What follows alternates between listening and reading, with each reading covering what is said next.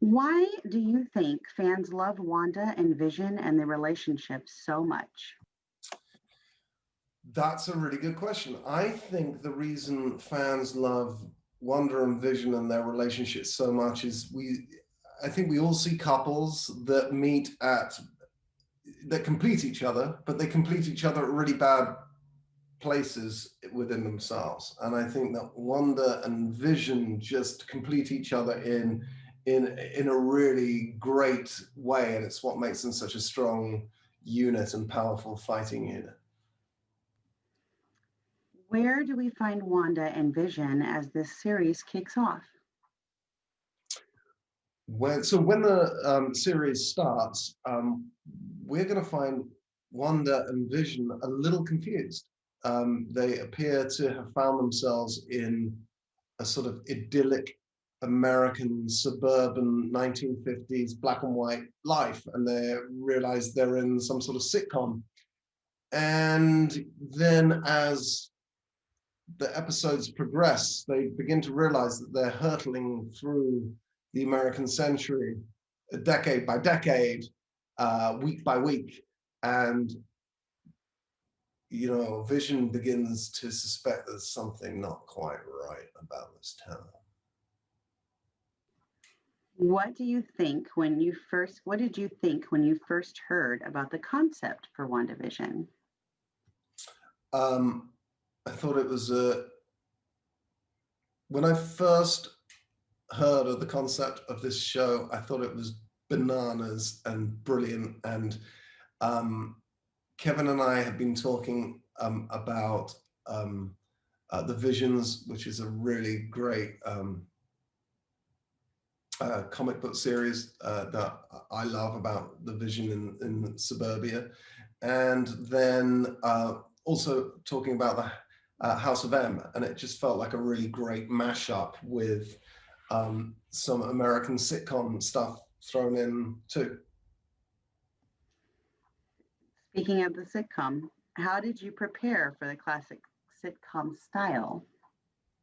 Well, there are many, and I think that it's really interesting if you start studying it like we had to. You see how different they are from where we begin in the 50s to where we end in the sort of aughts with we start with the Dick Van Dyke Show and then Bewitched, and then we end up with sort of Malcolm in the Middle and Modern Family, and you go from this incredibly warm 1950s American exceptional optimism to this very cynical, quite cool in tone shows like Malcolm in the Middle and Modern Family in the 90s and the 2000s. Great. This one is going to be a little tricky, but you'll have to figure out how to get the kind of the question in there. Can you describe the efforts behind the scenes, from costumes to production design to dialect coach, to ensure the classic style was authentic throughout each era? I think one of the things I love about this show is how I think everybody was given free reign to be incredibly creative, and we have some extraordinarily fastidious heads of department like Jess Hall, who I've known for years and made a couple of films with, is the DP, and the amount of energy and effort and hours that were put into making sure that we had a incredibly accurate style of photography for each and every one of these eras, and that was across the board. But the costumes were incredibly accurate, hair and makeup, the wigs, and all the way through to dialect coaching for Lizzie specifically, to get that sort of strange mid-Atlantic thing that people did in American TV at the time.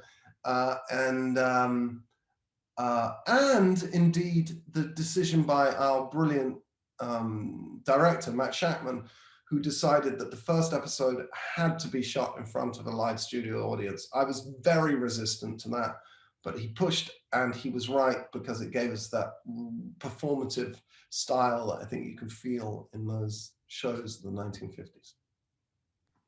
And out of that, did you have a favorite costume? If I am honest, my favorite costume was my ridiculous 1990s Halloween costume, which is an homage to the original Vision costume from the comics. And it made me look so ridiculous that it was very easy. I didn't have to work too hard for laughs. How did the 9-episode series format allow you and Lizzie to explore your characters? So when you're making these big movies, Avengers and so forth, Civil War and all of that, there are so many characters that necessarily your time on screen is curtailed, and you're having to pack an awful lot into a very short amount of screen time. Whereas there's something really expansive about this many hours of television that allowed Lizzie and I to really drill down into each of our characters, and also their relationship, and that was it was a really fun time. Okay, and you did touch on this a tiny bit, but describe the experience of shooting episode 1 in front of the live audience. Okay. So when it came to shooting episode 1, I remember the day that Matt Jacklyn told Lizzie and I that we were going to shoot it in front of a live studio audience. And I was really recalcitrant. I dug my heels in. I was not keen on the idea. It had been 20 years since I'd been in front of an audience.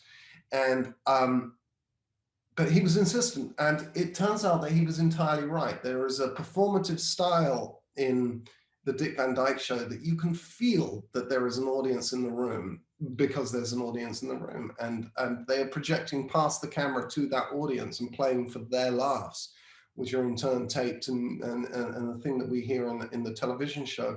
And I think it really bonded everybody together. The crew were wearing costumes. We were, of course, wearing costumes, and we were also running behind backstage to you know, bumping into each Catherine Hahn, falling over at the prop table, and then coming on stage, and I think it gave us that sense of style. It gave us a sense of fearlessness, because we were all there and thinking. And Tiana was in the audience because she's not in the first episode, and we were all like, well, I guess this is what the show is. And so you were able to really let go and just go for it after that. It was a great experience. Great. Can you talk about working with Lizzie for the series? Yes. So Lizzie and I have been making these movies for quite a bit now, and we got to know each other really slowly. And I guess slowly over time, I slowly realized, it dawned on me that she'd never been late on set once, and I love that. And it turns out that we have exactly the same work ethic, and she's fastidious.